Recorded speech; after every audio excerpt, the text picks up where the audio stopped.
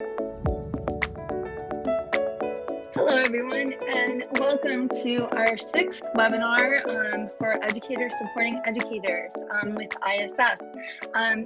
Today, we've got some amazing panelists, and they're coming to us from Bahrain, Korea, Madagascar, and Dubai. So talk about an amazing international audience. We're going to be concentrating on grading and reporting and how has COVID really impacted what grading and reporting looks like at our school. Has it impacted grading and reporting, and the way we're going to approach that in the future? In today's session, we're going to be doing, we'll start off with questions that have come in when everyone registered for the webinar. We broke those down into a couple different themes. So the first thing we're going to be looking at is equity and compassion for grading for students during this crisis. Then we're going to be looking at specifically primary school grading and reporting. What does that look like in early years and elementary? Then we'll be looking at strategies and recommendations for secondary school, for middle school and high school. Then we'll be looking at one of the questions, quite a few questions came in on how do parents play a part in all of this? What are we going to look at? Are we going to include their voice in any sort of report card comments and grades? And are we looking for their input or not? Then we're going to address the inconsistency in between faculty and different departments and different divisions of our school, and how do we address those issues? And then looking at incomplete for this semester, and then academic honesty at the end. Then at the end of those predetermined questions, we also will be looking at questions that come in the Q&A. So at the bottom of your screen, you'll see a Q&A button. If you have a specific question for the panelists that does not cover the topics that we already talked about, you can put it in there, and my wonderful colleague Laura Benson will be monitoring the Q&A, and she'll be taking over from there, and we'll do more of a live Q&A as well from there. In the background, we also have my colleague John Burns, who's taking care of all our technical issues and making sure no one photobombs and does anything crazy in our Zoom call, and taking care of all of our tech issues. In the Q&A, please feel free to underneath not in the Q&A, in the chat, please feel free to write down where you're from. And when you're doing that, please make sure you're sending it to all panelists and attendees so people on both sides can see anything. Write down where you're from, and then that's where feel free to share resources and things of that nature throughout the call. Okay, to get us started, I'd like our panelists to introduce themselves, and I'm going to start with Alba. So Alba, go right ahead. I'm so happy to be here. My name is Alba Carollo. Currently, I am the head of school at the Amba International School in Madagascar. And I have been international for 22 years. And so it has been great fun to learn and grow. But I also have a strong connection to the United States, having been pursuing my doctorate of education at Lehigh University, and having done an internship at the superintendent's office in Pennsylvania, which is one of the largest school districts in Pennsylvania. So I hope that I have something worthwhile sharing. Hi, everybody. My name is Liz, and I am currently at Korea International School, and I'm the principal of teaching and learning there. So I look at curriculum from PK all the way to grade 12. I am Korean American, and I have been teaching I've been an educator since 2003. I've been international for 11 years. And my practices, I really look for innovative practices and really focus on educational technology as well. I'm really interested in that. And I'm here today really excited to share what it looks like to work as an admin team. I have an awesome team, and I don't make any decisions just by myself, but we're always discussing together and what this topic particularly looks like, and it's a constant point of discussion for us and seeing what we can do to support our learners and families during this time. And we've had some great discussions. So not because it's perfect, but because we're so excited to have this conversation as professional educators together. I'm here to share and support and really share the great things that the team is doing together. Hello there, my name is John Maguire. I'm the Executive Headmaster at the British School of Bahrain. Slightly daunted by how many years people have done abroad. I'm still counting my time abroad in days. I've done 100 days now, and so it's been a real baptism of fire in many regards, and not what I would ask for in my first term and a half in charge of a school. But actually, it's been a fantastic country to move into, Bahrain, and a lot of the community have been superb, both educational and social. The school itself, you know, is a brilliant school. We are perhaps a bit further ahead than people. I wouldn't say we fixed it, and it's great to be here to learn from people, learn from everyone what they're doing. I actually moved from London in January, where I was the senior deputy head at Haberdashers' Boys School, which was voted #1 school in the UK in 2017. But actually my passion is really classroom design and building design in education. So, but hopefully we'll be able to add some insights into what we've been doing in terms of grading women forward. Hi, welcome everyone. My name is Nadine Richards. I am the high school principal at American School of Dubai in Dubai. I've been overseas for 5 years in Dubai, 2 years at ASD. Prior to that, I'm from New York, and I'm glad you can't tell from my accent.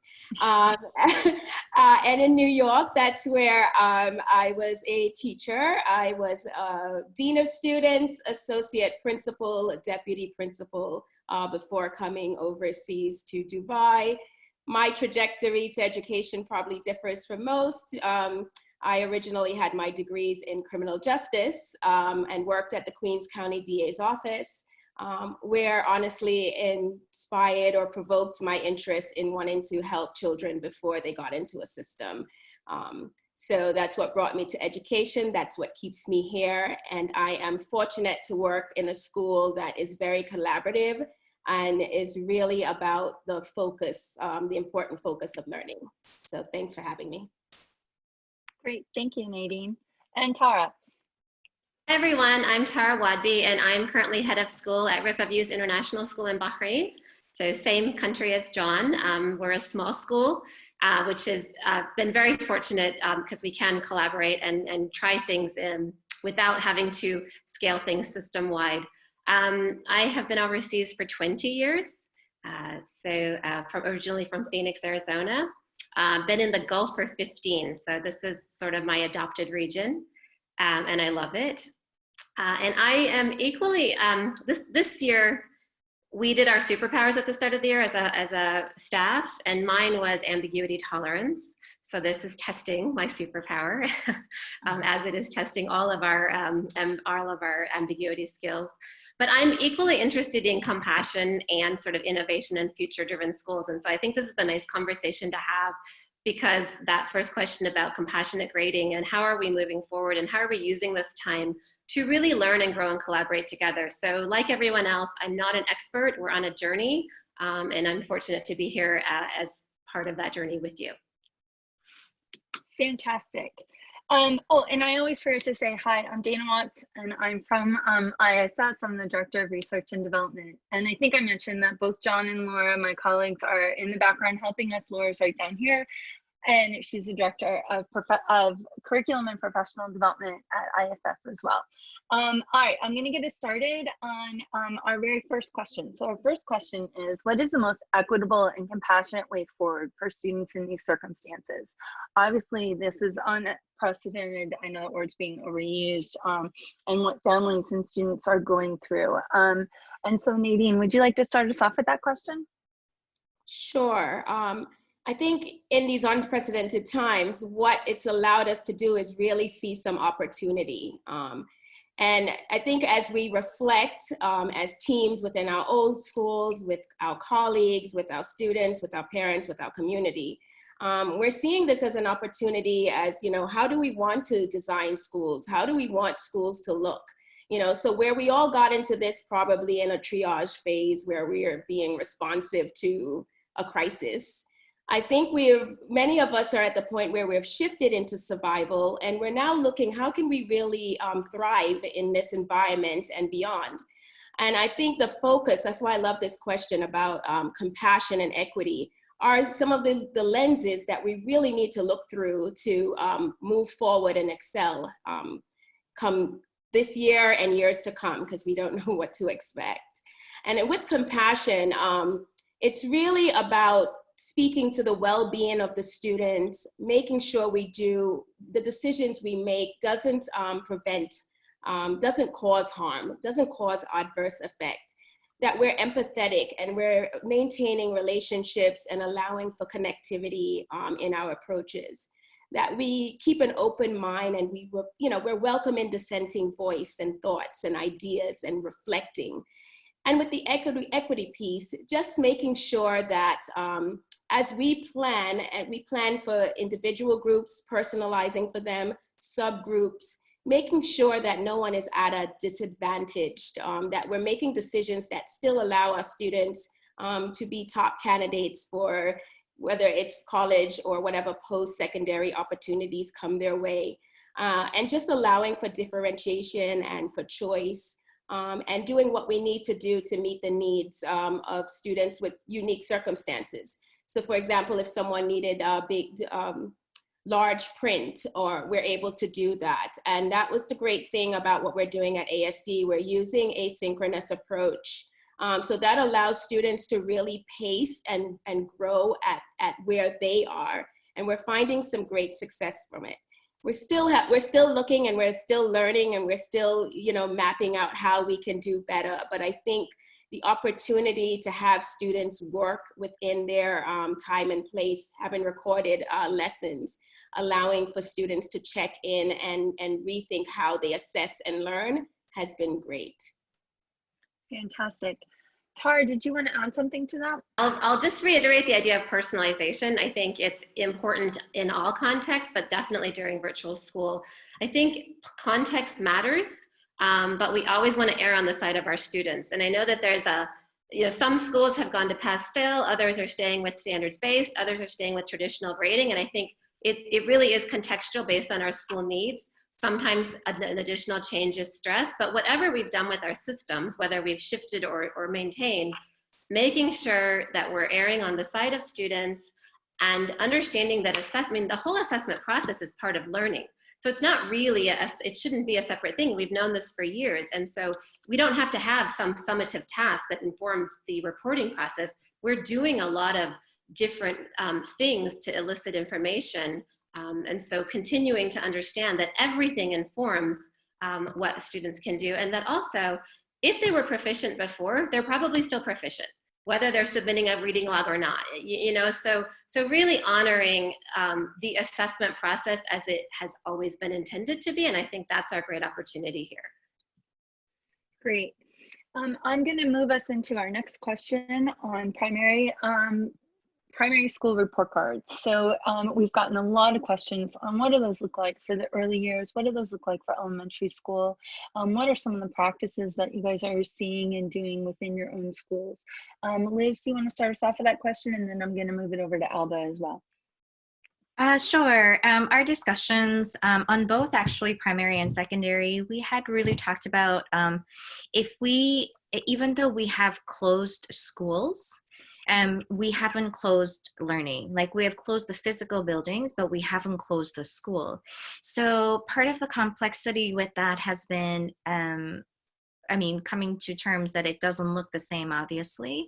But at the same time, if our report cards are meant to report on their learning, we felt as a team that even though we know that pass fails exist and people adjusting, we came to the conclusion that our report cards should remain the same, the way that it was going home. Because if it changes, we are admitting, I don't know if admitting is the right word, but we're saying that learning has somehow been readjusted.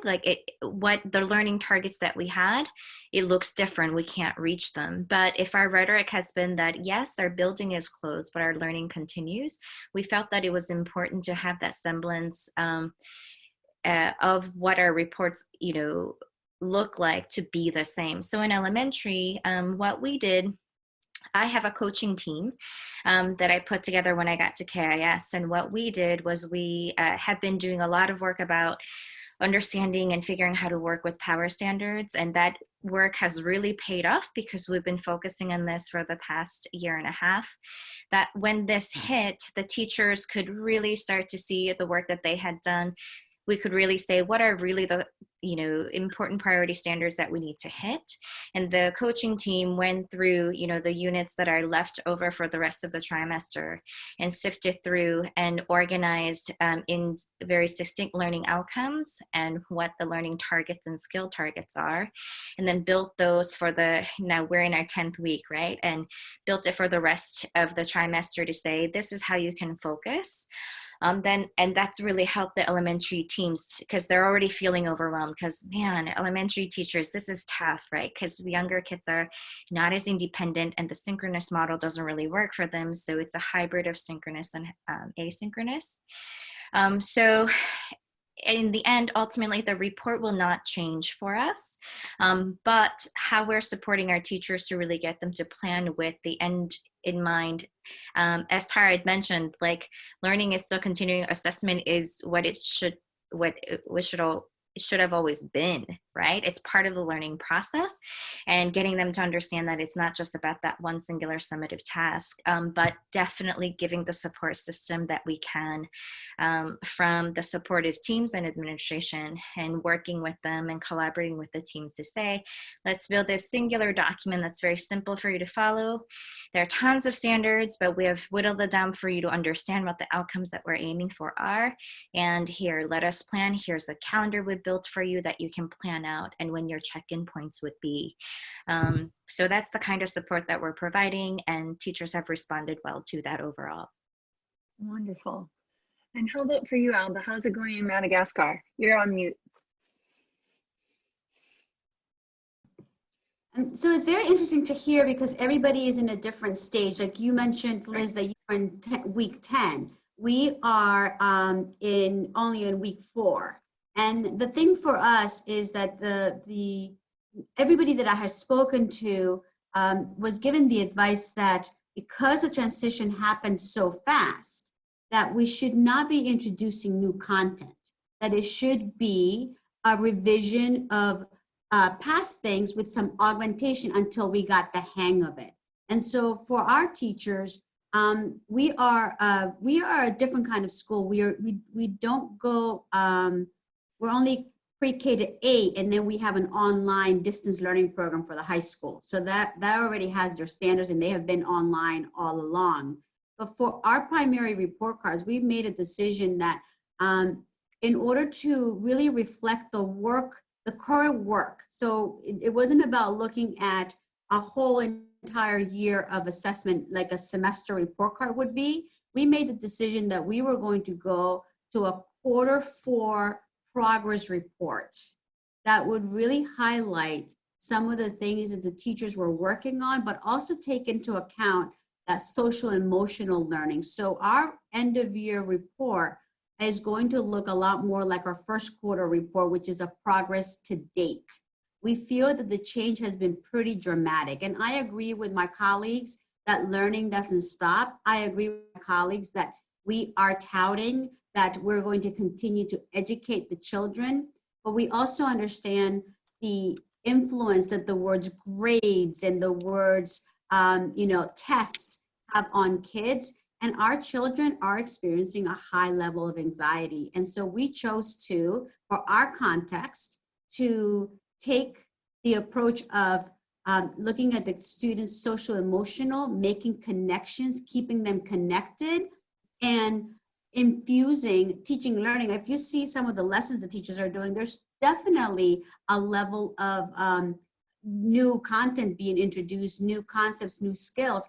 However, each child's ability to demonstrate understanding of those is really varying, including kids who have been top performers. And so we took to the idea that after the Q3, we were able to clearly give a report card. We finished the Q3, and then we went into spring break, and then we went into distance learning. So we are feeling quite comfortable, and so is our parent community, feeling like the stress is not so much because our children are not going to see themselves. We have a standards-based report card anyway, but the idea for us is look at those learner profile attributes, highlight those, and highlight the level of engagement that the student has had and the connections, the students, and then use the portfolio to demonstrate learning over time.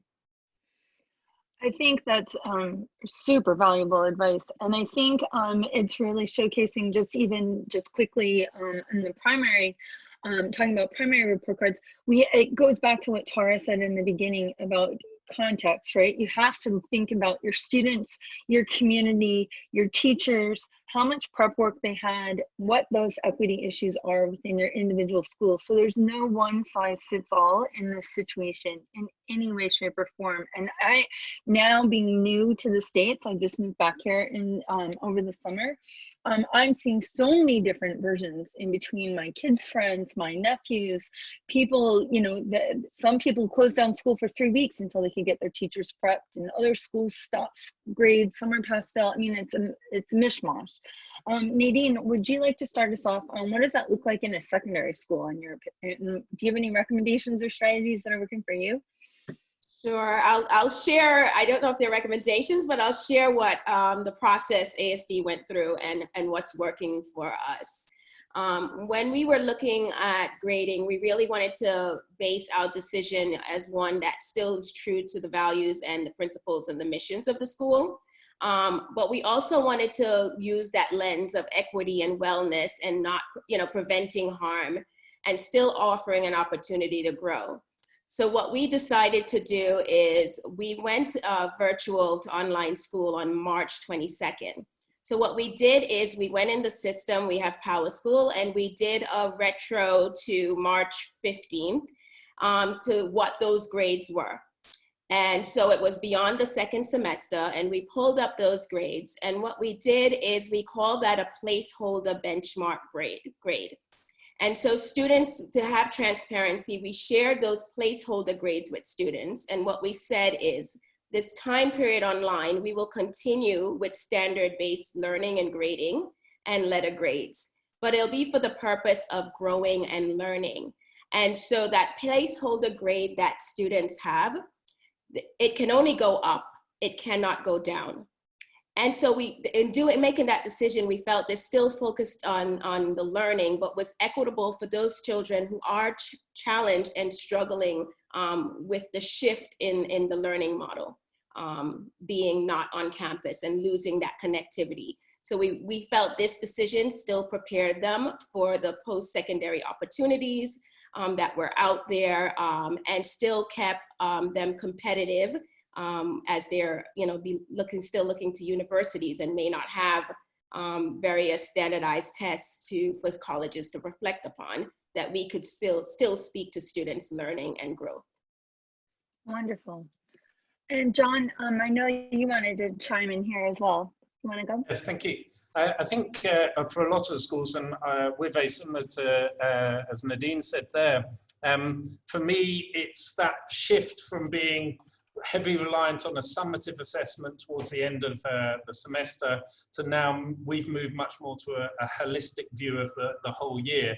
I've actually shared our grading matrix for our two key year groups, which you're welcome to see. But for us, we did similar to Nadine there. We the summative assessment this semester actually just became one of 7 things we were going to consider as part of that terminal grade.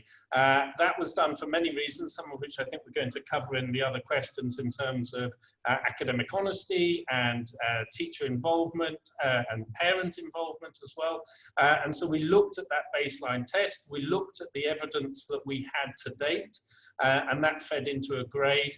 And then following that, we've then taken more of a holistic professional approach. And I think schools, that is a big shift for a lot of schools, moving from that reliance on quantitative data to moving much more to a reliance on qualitative teacher, professional, faculty judgment, which is a lot harder and sometimes can be slightly uncomfortable, because equally parents see that as an opportunity to negotiate if it's a qualitative rather than quantitative. And that's really where we move. So actually, we will be doing a formal assessment, but that formal assessment will only be 1/7 of the contributing factor towards that grading at the end of this term. They will get a grade for the work they're doing here.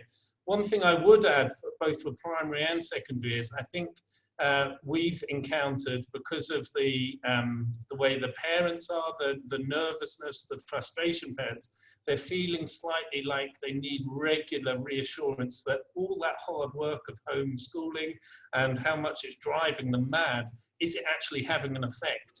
And they want more reassurance. So in the past, we used to almost be able to rely on a half semester grade being sent home, and then the end of the semester grade being sent home. Those days are slightly gone. That time frame has shortened, and we're now exploring how do we actually feed back to them more readily and more regularly to say, actually, all the work you're doing, I know you're pulling your hair out and it's driving you mad, but all the work you're doing is having an effect, and they are driving forward. They are making progress. So it's actually shortening that feedback and that grading system. And that leads us really into our next question about what's really the role of parents when we're talking about online grading and reporting, and what kind of input are we looking at from parents, and how are we utilizing what they're seeing at home? John, I know that you wanted to jump in there as well.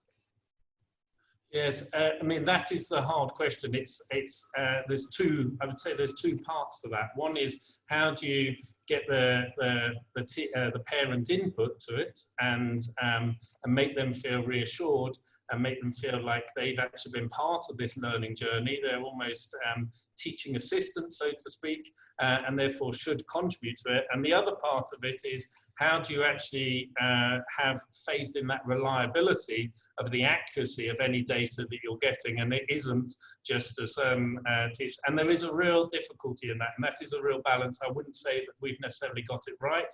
And it's also, there's a few strategies in there. I would say is, one aspect is to try and reduce the competitive nature between parents. That's a key element. I mean, the conversations that go on within WhatsApp about some parents saying, quite honestly, I'm really struggling, and then suddenly another parent comes in and says, my child's doing brilliantly, and we've had time to bake a whole 3-story cake today, you know, and that doesn't go down well if you're that parent. And so it's trying to, we've set up a system where they can't see what other students are doing. So, and that constant reassurance of that what they're doing is working, what they're doing for their child is working. And I think that regular feedback I talked about there is having that open dialogue with the parent about how they're feeling their child is working. I would say in our first 2 weeks, we had a lot of complaints because parents were worried that what they were seeing at home was the same as the child in the class. And they were worried, God, you know, what's my child? He's not representing my family the way I want. And we had to reassure them that actually the child at home is not the same as the child sitting in the classroom. And that's taken time. Reassure them that they're making progress, and getting them to have that honest dialogue to actually say where the student is struggling, where they are coping. And that does tend to be comes from one-on-one conversations. So we've implemented, but more at primary level at this stage, a one-on-one conversation with the student in every class, every week. And at the end of that conversation, we then ask, is your mother or father at home? So we can have a conversation with them. And the last sort of 2 or 3 minutes is then with how's things going, partly reassuring them, partly getting feedback from their point of view about where they've struggled. And that's certainly there. The other side, I think I'll probably, in terms of the parent engagement, is actually where do you feel that the assessment is a true reflection. I think we'll probably cover that a bit better in later on when we're talking about, you know, what does an assessment look like? And I can certainly talk about that, of how we're going to do that later. Great. I'm going to move us on to our next question. And Tara, I'm going to have you start us off with this one. But do you have any suggestions on how to help our faculty when there's inconsistency among our different teachers and the different departments and different divisions? What are you guys doing and how are you helping with those inconsistencies? So I think it's important to recognize that inconsistency is just different interpretations of the same message, so that whenever we're sharing anything, what I say and what you hear is different, including in this call. And so just always presuming positive intent and that we're all learning and growing together. And so for us, and this is actually one of the things that has grown out of virtual school that we're just loving, is that we are very much connecting more regularly than normal. So our teams are meeting on a weekly basis.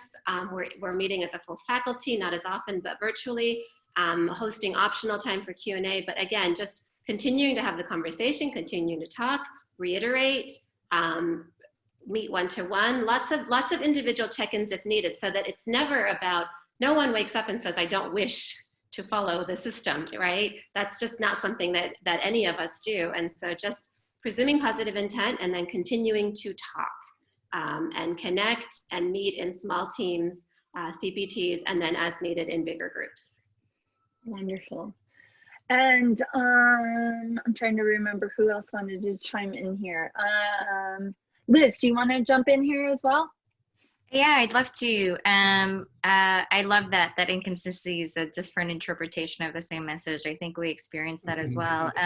What we are doing is we have been collecting feedback from teachers regularly since the time that we started, and that continues also with students and parents as well.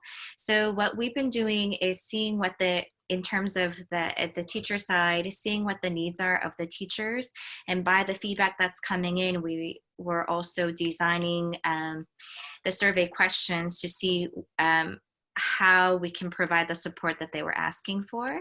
And so in order to find that consistency, we are providing for example, the EdTech team, led by, the principal of technology, and that EdTech team has been great in providing drop-in professional learning sessions so that we can upscale them in ways to teach online. We have, as I said, we have the coaches that are reaching out to help the teams as they get together and plan together to help them see things in a cohesive manner. We have looked at the social and emotional needs of the teachers, and we've involved counselors, and we have divvied out the different sections of the survey to see what strengths we have in our school to provide the support. So there were counselors who were reaching out. We would ask questions like, would you like an administrator to reach out to you directly? If so, who? Would you like a direct contact with counselors? And then what kinds of support do you need to continue virtual school? So then as we were collecting these, and we would also ask the question, are you willing to share successes and practices that work well for you, so that we can find consistency in teachers not feeling like they're flailing alone, and then they could tap into each other. We also have virtual for secondary. We have a synchronous model that we're following. So teachers who are willing to open up their virtual classrooms, because many teachers wondered, I want to know what it looks like in other teachers' classrooms. So those who volunteer to open up their classroom, so we would have a file of all the links there and a schedule where they know when they could drop in. Elementary teachers, once we mixed in the synchronous model, when they were doing their morning meetings, for example, or having the face-to-face time. So we provided all those avenues where teachers could support each other. And that really helped with feeling like an island and finding more consistency than when we started. And hopefully, right, that it'll continue to work for the time that we are virtual, and those practices continuing when we come back face to face, this continuous support system. Wonderful. I'm a little concerned on time, so I'm going to move us along to our next question, which is, what are some of the possible criteria for a student to receive an incomplete for distance learning programs? And what are some potential implications in the future if a student was to receive an incomplete right now? Maybe because of different issues that they're dealing with at home, or online learning is just not working, things of that nature. Alba, did you want to start us with that one? Yeah, I really appreciated this question. And I think for me, as soon as I read it, I thought, all right, what is it that I would want to focus on? And I think the idea of the human approach. So yes, of course, you know, there are teachers who are like, yes, but this child was failing as of the third quarter. And so how do we pass them along? Those are different conversations. In my mind, from the time that you begin your distance learning to the end, that whole idea of incomplete really is, for me, is the child completely off the grid, not engaging, not communicating, and the teacher and the administration have really put in an effort to contact the family to assess what the barriers may be, because there are things that are happening. This is very stressful and people are dealing with it in many different ways. And so I think I saw a title somewhere like grace over grades. And I really believe in that. And I really believe that for this particular situation, the whole idea of incomplete really has to be very clearly communicated to the students in terms of what is the criteria. And I know some people are going to say, yeah, but then kids are just going to take the easy route. And I am of the belief that kids don't necessarily wake up to try to take the easy route. They may be overwhelmed. They may not know how to approach it. They may not have the independent learning skills. And I think teachers who have had, we're fortunate in that we didn't begin this at the beginning of the school year when teachers didn't know the children.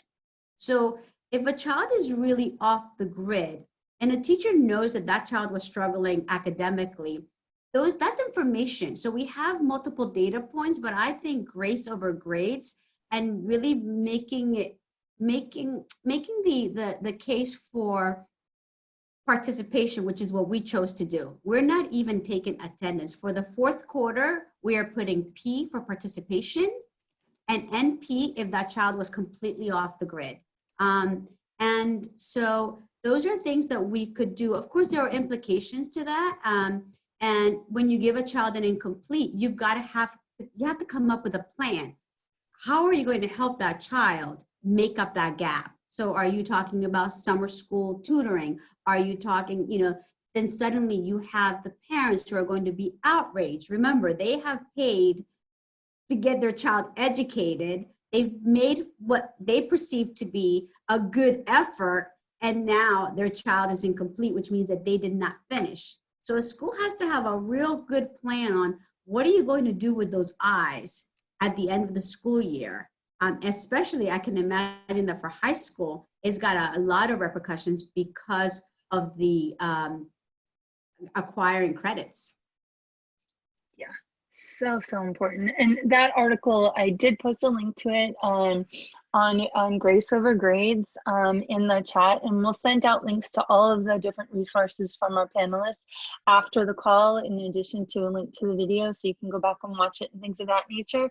But it's just so important because and you see people in a roller coaster right now, which is just so, it's so hard to figure out what's working for some people, and some people are having great days and other people are not. That brings us to the next question, which is really about, and we addressed a lot of this in a webinar 2 weeks ago with my amazing colleague, Laura Benson, on assessment. But one question that continuously came up in the questions that came into us was, how can we authentically assess students and ensure academic honesty during online learning? And John, do you want to start us off at that question?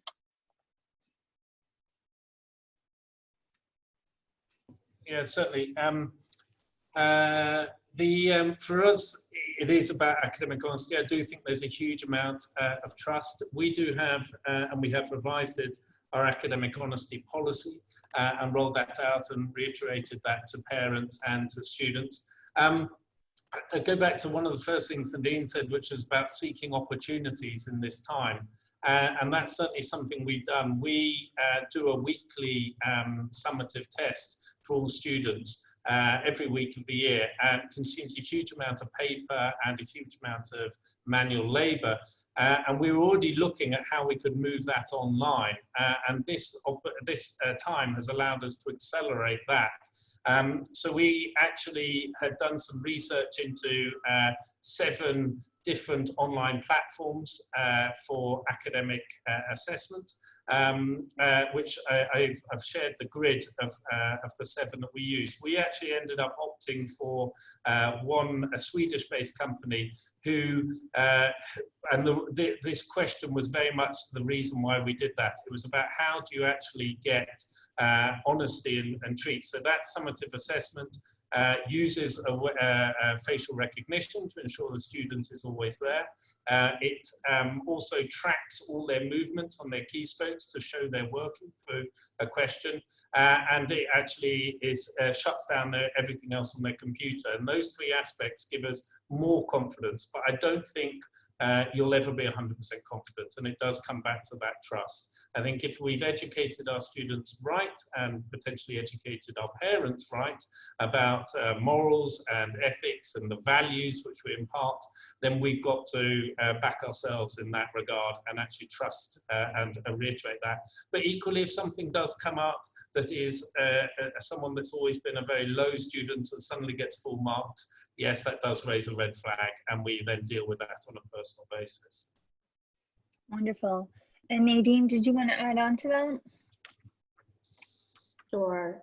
You know, I love that we're talking about this topic, and I'm remembering a conversation with a teacher in the high school, and we were doing a collaborative group exercise on, you know, authentic assessments and what's happening in the classroom and how can we ensure integrity and that the assessment is really targeting and learning. And she said, if you can Google it, it's really not a summative.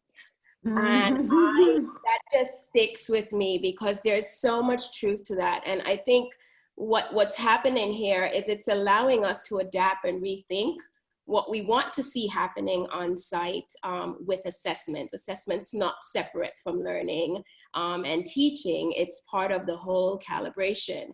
And so when we're looking at standards now, it's not that we're not dumbing down a curriculum, we are looking and prioritizing standards. If everything is important, then nothing is important, right? And so then we're looking and saying, what are those learning targets? What is critical for students to know in this learning process? We're looking at competencies. This is where things like Master Transcript Consortium might be an opportunity for schools to, you know, explore, because we're in an environment that's having us just rethink how we're doing things. And I think the huge thing I've seen in particular at ASD and in the high school is the feedback. We all know it's important, right? But it's become so critical. It's perhaps probably the most important part of the assessment process because teachers are conferring with students, they're engaging students. And feedback's not happening just with the teachers, it's happening with peers. And then we're also in this process teaching kids and reminding them that their own feedback, that reflection, that metacognition, that reflection on their learning and how they're learning is so important. And I'm seeing teachers really work on the things that they were already doing, but also trying new things. So they're doing the visual thinking routines from Project Zero, Harvard's Project Zero. They're doing oral defenses. That's probably the thing that I've enjoyed checking out most. You know, where in a dissertation, we might be doing an oral defense. I'm seeing students verbally, orally explain their learning, and it's very difficult to cheat or show poor integrity in doing that. We're seeing teachers ideate and model for students how to solve problems, apply things to real world, break things down into small chunks.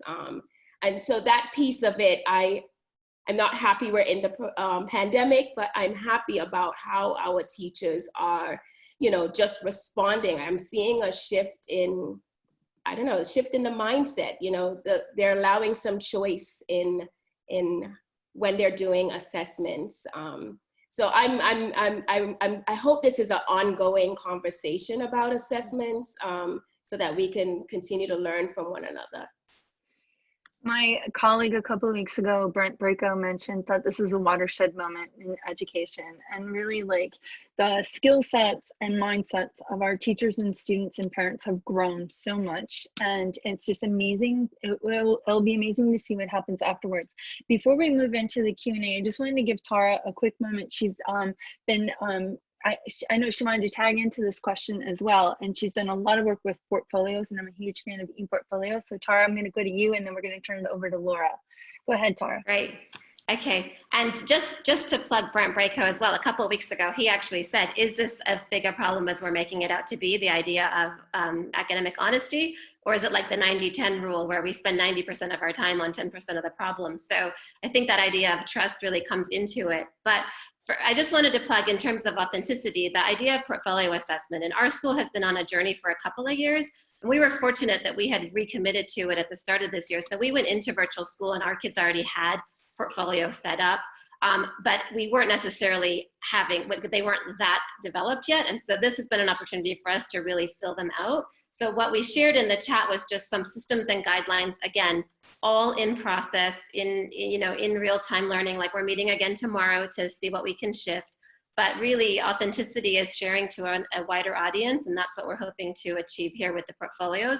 And then, like Nadine said, it's a great opportunity for oral defense when we're talking to kids about their learning. So thank you for letting me share. Welcome. Laura, I want to turn it over to you because I know you've been monitoring the chat or the Q&A, and I know that there's a bunch of questions in there. What are some things that keep resonating that you'd like to address? Yeah, incredible questions, and they're such a great compass. We wanted to let you know we'll continue to use these questions to shape our responses of support to you all. But for our panelists today, I think any wisdom you can offer about what do we do about kids who are really young in their development. On the question, some of them are calling them low achievers. I always struggle with that word a little bit, low, but I know what they mean. They're meaning young, and then the fact that some of the kids don't have a lot of parent support. So from the spectrum or continuum of kids who are just really young to those kids who are not taking this all as seriously and being quite as engaged as we know would be helpful. Any advice on just how do you offer that kind of feedback and that reporting sort of system in place to really help that child know where they are, what they need to do next?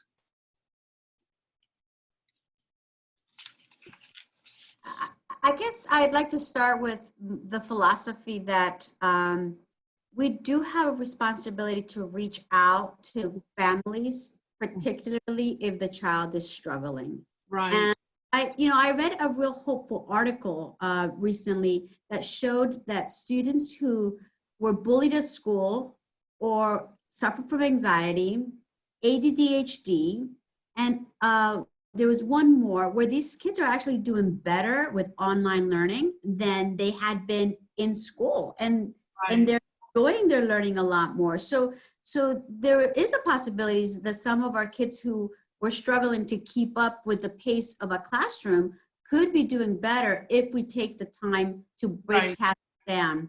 I think our teachers are doing a good job of offering alternatives. So it's not everybody is on this and you have to be too. Oh, you're struggling with this, try this. And with the younger kids, especially that parent partnership of helping support the parents, because remember, they didn't sign up to be teachers. So the individual conversation and the understanding that what little bit can you give that child so they can experience a level of success. Beautiful. Yeah, it's meeting kids where they are and honoring their strengths and to serve their needs. Anyone else want to weigh in on that question? I can certainly add, I fully agree with that. We, and add to that about, we do the Emilio Reggio approach, so we're learning through play. And it's been a good opportunity to re-educate the parents about the importance of that. And actually, we've done a lot of videos which we've sent home, which is what parents should be doing at home, that they don't have to sit with a very young child and force them to read a book. You know, actually just learn through play, enjoy, have a discussion about what they're doing and develop that. And it's make it reassuring the parents that they're okay. When we first started, we used to send written feedback home to the parents about every 2 days about how the young student was progressing. We used to send it to parents because obviously the youngest children couldn't read it. And we got very worried that that wasn't actually getting fed to the child, and they were never getting that reassurance. And that was why we've moved to being a once a week, 10-minute video with that child to guarantee that the message of reassurance and of how they're doing is going directly to the child, because a lot of the time it was either getting filtered by the parent or never getting delivered by the parent. And that was certainly something that we've had to grapple with. Very wise, so thoughtful. Another bank of questions is around the idea of motivation, and the kind of feedback systems you all profiled are really, I can tell, helping the kids finding more efficacy and more motivation and more confidence. But for those people who are struggling with that a little bit, our colleagues, my husband's a retired high school teacher, and his colleague was sharing with him that they've gone to, exactly as you all profiled, the grade that you exited face-to-face learning and teaching and moved into online teaching, you'll have that grade and you can work to improve it. And for a lot of kids, that's great, but for some kids, it's been the idea of a pass incomplete.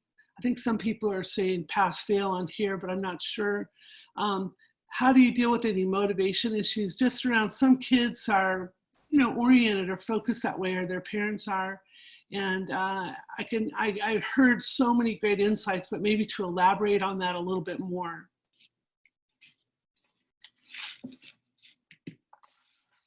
Anyone have? Go ahead. I can take this one. So one of the things, when we're in school, we're noticing that executive functioning skills is a challenge for many students. Yep. And so we use advisory, learning support, consultation, many things to help address that. What we've realized in the online platform is it's even a bigger challenge, and it's a challenge for a different even subgroup of children. So those children that perhaps were doing really well with executive functioning on site, some of them are struggling online with that self-direction and that motivation and how to do that. So it's a work in progress. Our teachers are conferring with the students, they're doing consultation. We are looking at engagement. We have a really talented, innovative team of IT professionals that are kind of looking at the analytics of engagement and allowing us to kind of look at that data and figure out, okay, what is it telling us, so that it kind of can inform us on our next steps. We've implemented some synchronous connections through advisory, and the advisory lessons are actually just mindfulness practices, just check-ins with students, and that's really, I think, helping a lot. And again, it's a work in progress for us, but we're seeing the need to target executive functioning skills for online learning. I agree with Nadine. That's a huge factor, that sometimes it's not that they're not motivated, it's just that they're not used to setting calendar. I mean, in fact, a lot of adults aren't used to using a calendar and doing things like that. But I think the other thing too is I was actually very surprised, because really asynchronous it seems to be that's the best way, and I agree with that. But I'm surprised at how many of our community like keeping some of those synchronous connections. And so we ended up with this hybrid where we still have synchronous and then also asynchronous. And the other day, there was a miscommunication or something with one of our groups, and the students were there, but the teacher wasn't. And I'm not quite sure what happened. It doesn't matter. The beauty of it was that 30 minutes in, the kids were still there talking and connecting and sharing with one another. And so I think really just, again, making sure that we're staying supportive and connected and supporting the socio-emotional well-being will also help with motivation. Not giving up, being innovative. That's wonderful. Liz, did you have something to add? You know, I mean, I echo what has been said for sure. And, but for us, we're not changing to a pass-fail system, right? So we're keeping the report as is. So what I've seen, that has been amazing, has been teachers sharing different ways to assess. So one of the comments said, you know, the importance of authentic assessment, and really teachers have been sharing that when they open up their assessments, right, so that it's not just sit down, I'm going to put a video camera on you and you have to take the test.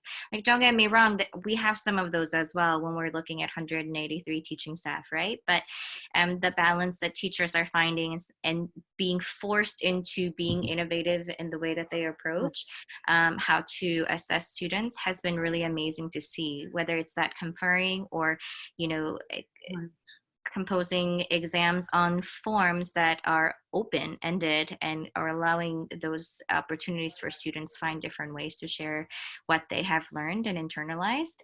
It's been a great opportunity to see that, and they're hoping to continue that when they're face-to-face again. So those are great reflections from our teachers.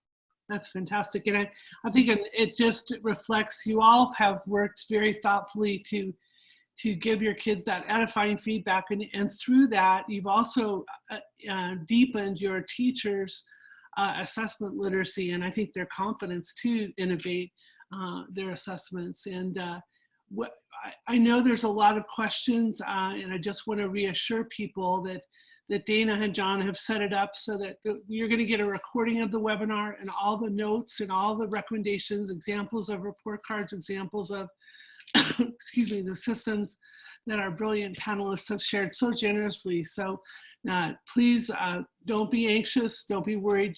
The conversation and the support continues beyond the end of this webinar, and we have each other to turn to. And I'm going to now turn it to Dana, but thanks everyone for being with us today. It really grows our hope in our hearts, and our practices are extended and deepened because of your wisdom. Thank you so much. Yeah, I just want to reiterate everything that you just said, Laura, and we could do a webinar on each one of these questions and talk about it for a full hour. I mean, there are no right or wrong answers. Just real quickly, in the chat, I just threw a link, which is probably going to get lost quickly, on a study that's going on right now, in case anyone's interested. A bunch of universities contacted me and asked me to do a pilot or a mirror study of a study that they're doing on how schools in the States are handling the COVID crisis, the COVID closures of schools. And so I put a quick link in there if you wanted to share any of that. And additionally, I'm going to put another link in this moment, I'm putting it in right now, on if you would like to volunteer to be a panelist in the future. And one of the recommendations, so next week we're doing one on how do we continue online engagement, because this is some schools have been in this for a long haul, and some are anticipating the long haul. So that will be the next webinar. But one of the suggestions that I saw is how do we reopen schools? So if that's something you have already started to talk about and you're dealing with and you're thinking about policies, please feel free to volunteer for a future webinar. We're trying to get schools from all over the place and different experiences. So that would be great as well. I think that it's important at the end of the day to know that some students and teachers are thriving and some are surviving. And we have amazing teachers who are phenomenal teachers face-to-face who are struggling so much with this whole new dimension. And it's the same with our students. And I see it with my own kids. Some of my kids are doing great in an online environment, and some are just like, ugh, this is ridiculous. And so it just depends, and we have to meet people. And I think we started with compassion and we have to end with compassion. All of our schools have the best intentions at the end. We're trying to do our best and we're learning from one another. And I really hope that these webinars are continuing to help showcase the ways that all different schools have different approaches. We have different contexts, but we're trying to learn from one another and do what's best for our students and teachers. And together we're going to keep figuring this out. So I really want to thank you all so very much. And we're going to keep hosting these as much as we can and connecting educators with educators around the world. So thank you from my whole team at ISS. Thank you to our panelists, and we hope you have a wonderful rest of your day. And we'll see you again, same time, same place next week. Bye, everybody. Thank you, thank you, thank you.